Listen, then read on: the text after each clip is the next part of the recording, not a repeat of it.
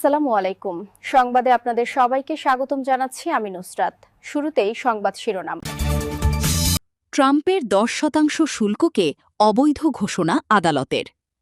পারস্য উপসাগরে আটকা ১৫০০ জাহাজ, বিপাকে ২০,০০০ নাবিক।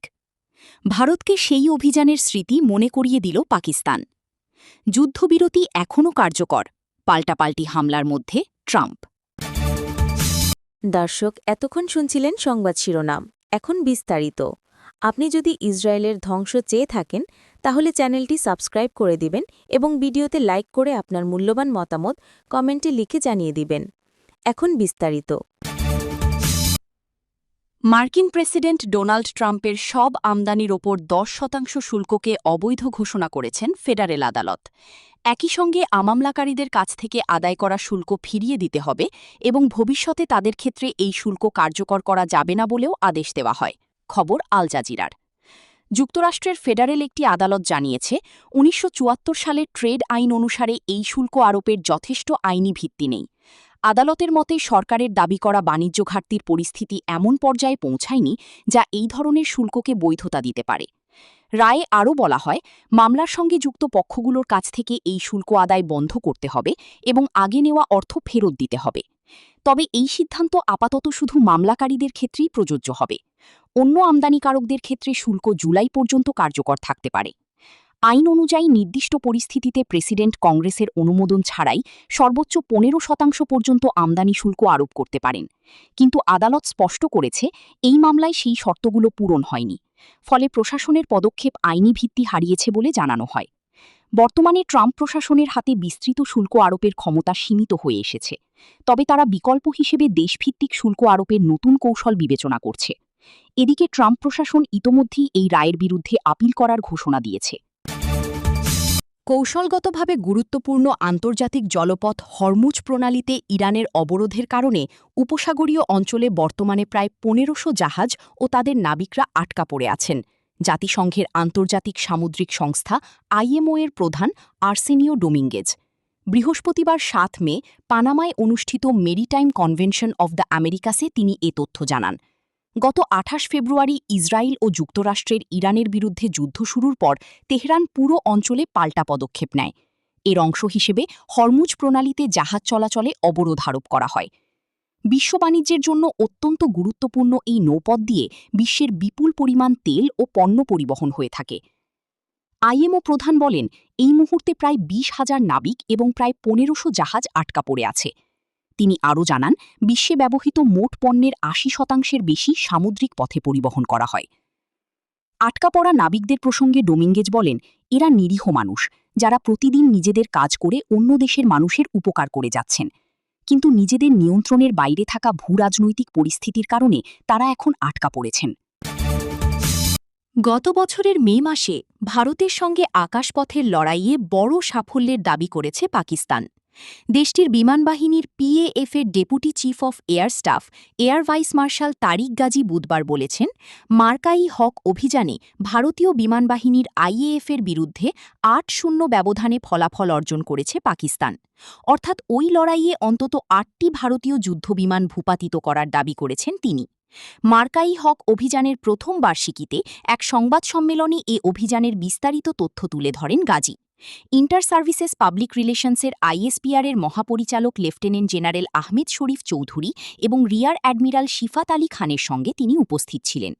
উল্লেখ্য, গত বছর মে মাসের ৬ ও ৭ তারিখে ভারত ও পাকিস্তানের মধ্যে উত্তেজনা শুরু হয়। ভারত নিয়ন্ত্রিত জম্মু কাশ্মীরের পহেলগাম শহরে পর্যটকদের ওপর হামলার জেরে পাকিস্তান সীমান্তে হামলা চালায় ভারত। ৮৭ ঘণ্টা স্থায়ী সেই সংঘাতে পাকিস্তানের দাবি, তারা ফরাসি প্রযুক্তির রাফাল সহ ভারতের ৮টি যুদ্ধবিমান এবং কয়েক ডজন ড্রোন ভূপাতিত করেছে। যুক্তরাষ্ট্রের মধ্যস্থতায় ১০ মে ২ পারমাণবিক শক্তিধর দেশের মধ্যে যুদ্ধবিরতি চুক্তি স্বাক্ষরিত হয়। এয়ার ভাইস মার্শাল গাজী বলেন, আজকের ব্রিফিংয়ের মূল উদ্দেশ্য ছিল সেই অভিযানের স্মৃতি মনে করিয়ে দেওয়া। এ সময় ভারতের নাম উল্লেখ না করে তিনি প্রতিপক্ষকে কটাক্ষ করে বলেন, তারা বারবার তাদের বয়ান পরিবর্তন করছে, কারণ তারা নিজেরাই বুঝতে চেষ্টা করছে আসলে সেদিন কী ঘটেছিল। গাজী আরও জানান, বিমানবাহিনী প্রধান জহির আহমেদ সিধু এই অভিযানের রণকৌশল প্রণয়ন করেন এবং ব্যক্তিগতভাবে অভিযানের নেতৃত্ব দেন। তিনি বলেন, ঘটনার পরপরই পাকিস্তান বিমানবাহিনী সর্বোচ্চ সতর্ক অবস্থানে থেকে নজরদারি শুরু করে। শত্রুপক্ষের যোগাযোগ ব্যবস্থার উপরও নজর রাখা হচ্ছিল। যে কোনো ধরনের প্রতিকূল পরিস্থিতি মোকাবিলায় কমব্যাট এয়ার প্যাট্রোল ও সার্বক্ষণিক আকাশপথে নজরদারি জারি রাখা হয়েছিল।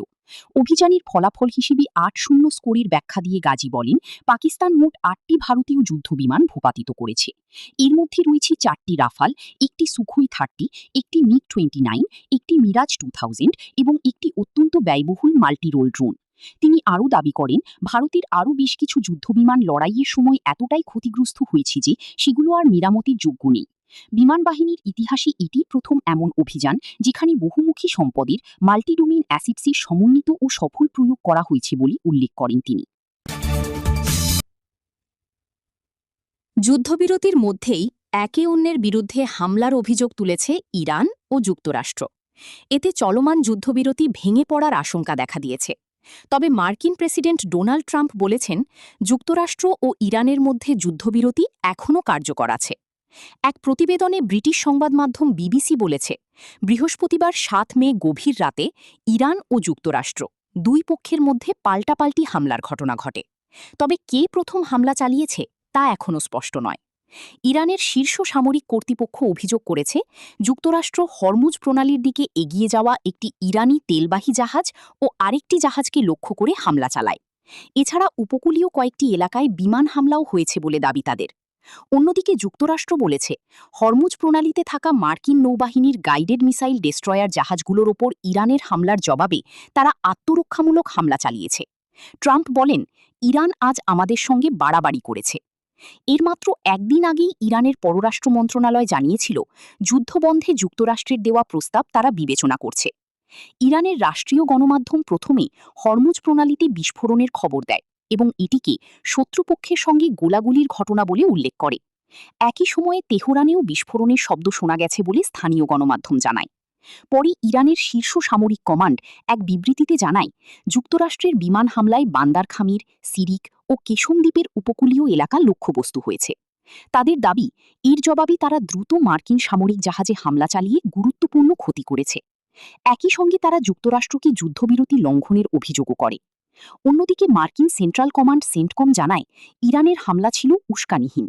তাদের ভাষ্য অনুযায়ী ইরানি বাহিনী ক্ষেপণাস্ত্র, ড্রোন ও ছোট নৌযান ব্যবহার করে মার্কিন নৌবাহিনীর জাহাজগুলোর উপর হামলা চালায়। সেন্টকম আরও জানায়, তারা আকাশ থেকে আসা হুমকি প্রতিহত করেছে এবং হামলায় জড়িত ইরানের ক্ষেপণাস্ত্র ও ড্রোন উৎক্ষেপণ কেন্দ্র, কমান্ড সেন্টার এবং গোয়েন্দা নজরদারি স্থাপনাগুলোতে হামলা চালিয়েছে। তবে তারা বলেছে, যুক্তরাষ্ট্র পরিস্থিতি আরও উত্তপ্ত করতে চায় না, কিন্তু নিজেদের বাহিনী রক্ষায় সম্পূর্ণ প্রস্তুত রয়েছে। আপনি যদি আমাদের চ্যানেলে নতুন হয়ে থাকেন, তাহলে চ্যানেলটি সাবস্ক্রাইব করে দিন।